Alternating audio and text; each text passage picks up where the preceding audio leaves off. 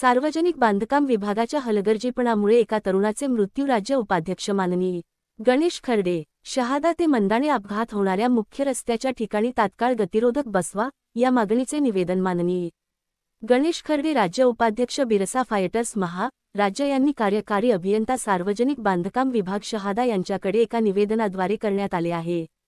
निवेदनात म्हटले आहे की दिनांक 18 सप्टेंबर 2025 रोजी सायंकाळी सकाळचे 6:44 वाजेच्या सुमारास शहादा ते मंदाणे रस्त्यावर एका भरधाव वेगात असलेल्या टू व्हीलर बाईक रस्त्याने शिव महाकाल पेट्रोलियम मंदाणा पेट्रोल पंपवर येणाऱ्या टू व्हीलर बाईकवर मजुरी करणाऱ्या व्यक्तींना चिरडले आहे.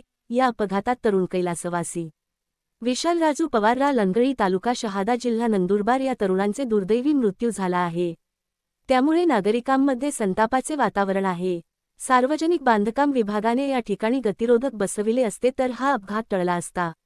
या रस्त्यावर मोठ्या प्रमाणात भरधाव वेगात मोटारसायकल व 4 चाकी वाहने ये जा करतात. सकाळ, संध्याकाळ व रात्री या रस्त्यावर पायी फिरणार या लोकांची मोठी वर्दळ असते. त्यामुळे या ठिकाणी गतिरोधक बसविणे अत्यावश्यक आहे.